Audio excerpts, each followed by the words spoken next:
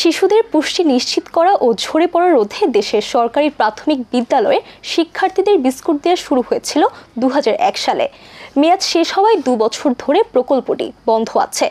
শিশুদের জন্য জরুরি এ প্রকল্প নতুন করে চালু করার আহ্বান শিক্ষার্থীদের। আগামী জানুয়ারির মধ্যে স্কুল ফিডিং কর্মসূচি চালু করতে তাগিদ দিচ্ছেন শিক্ষাবিদরাও। সাদিক আনাম সাদের রিপোর্টে। পেটে ক্ষুধা থাকলে পড়াশোনা হবে কিভাবে? হবে না খেলাধুলাও। স্কুল ফিডিং প্রকল্প বন্ধ থাকায় বিদ্যালয়ের অর্ধেকের বেশি শিক্ষার্থীরা অভুক্ত থাকছে।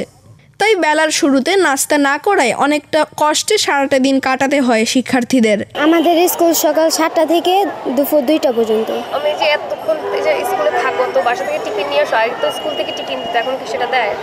না, এখন সেটা দেয় না। এই যে টিফিনটা যদি আবার দেয় তাহলে কি তোমাদের জন্য ভালো হবে? জি, একদিন টিফিন আমি বাসায় রেখে আসছি, কিন্তু পরে আর আমি কিছু খাইতে পারি নাই।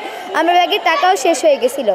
তো এই নিয়মটা যদি চালু করা হয় আমাদের জন্য অবশ্যই অনেক ভালো হবে। আগে যখন আমাদের স্কুলে প্রতিটা স্কুলে টিফিন দেওয়া হতো, সরকারি স্কুল যেগুলো, তখন আমরা যারা টিফিন আনতে পারি না তারা অন্তত পুষ্টিকর খাবার হিসেবে এই বিস্কুটটা পেতাম। বিস্কিটগুলো অনেক নিউট্রিশিয়াস আর ডিলিশিয়াস, এই জন্য এটা দিলে আর কি অনেক ভালো হয়।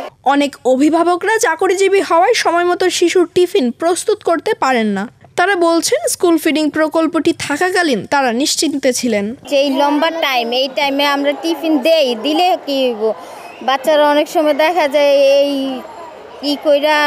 স্কুল কইরা দেখা যায় অনেক বাচ্চা অসুস্থ হয়ে যায়। শিক্ষকরা বলছেন ক্ষুধার্ত থাকায় তারা পড়াশোনায় মন দিতে পারছেন না। আগের মতো নেই শিক্ষার্থীদের স্কুলে উপস্থিতিও। এই কার্যক্রমটা তো আপনার 2022 সাল পর্যন্ত ছিল। 22 সালের পর থেকে তো আর দেওয়া হয় না। এটা কার্যকর করলে তো অনেক ভালো। বাচ্চারা অনেক খুশি হয় যে স্কুল থেকে একটা টিফিন পাচ্ছে। শিশুরা বিদ্যালয়ে অভুক্ত থাকাতে পড়াশোনার ক্ষতি হচ্ছে এবং স্কুলগুলোতেও শিক্ষার্থী ঝরে পড়ে যেতে পারে। তাই শিশুরা যাতে অভুক্ত না থাকে সেটা দেখতে হবে রাষ্ট্রকেই, বলছেন বিশেষজ্ঞরা। শিক্ষাক্ষেত্রে বাজেটের কথা বলতে গেলে আমাদের টাকা থাকে না, ঠিক আছে?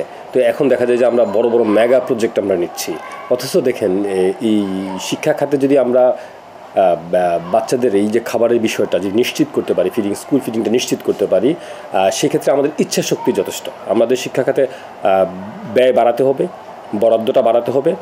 বাড়িয়ে নিলে আমি মনে করি যে আর এই সমস্যাটা থাকবে না।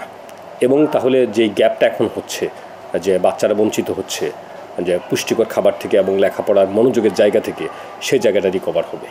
প্রাথমিক শিক্ষা উন্নয়ন কর্মসূচির আওতায় এই স্কুল ফিডিং প্রকল্প বাস্তবায়ন করে প্রাথমিক শিক্ষা অধিদপ্তর। দারিদ্র্যপীড়িত এলাকায় স্কুল ফিডিং কর্মসূচি শীর্ষক প্রকল্পের মাধ্যমে শিশু শিক্ষার্থীদের 75 গ্রাম ফর্টিফাইড বিস্কুট দেওয়া হতো।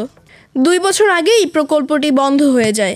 এইসব উত্তর খুঁজতে আমরা যোগাযোগের চেষ্টা করি প্রাথমিক শিক্ষা অধিদপ্তরের কর্মকর্তাদের সঙ্গে, কিন্তু তারা কেউ এই বিষয়ে আমাদের সঙ্গে কথা বলতে চায়নি। পরিকল্পনা অনুযায়ী 2025 সালের শুরুর দিকে স্কুল ফিডিং প্রকল্প আবার নতুন করে চালু করা হবে। পেটে ক্ষুধা থাকলে পড়া হবে কি করে? মন বসবে না কিছুতেই। স্কুল ফিডিং প্রকল্পের উদ্দেশ্য ছিল শিশুদের পুষ্টি নিশ্চিত করা ও ঝরে পড়া থেকে ঠেকানো। বিশেষজ্ঞরা বলছেন শিশুরা যাতে অভুক্ত না থাকে সেটা দেখতে হবে রাষ্ট্রকেই। সাদিক আনাম সাহেব, আমরা করব জয়, এটিএন বাংলা, ঢাকা।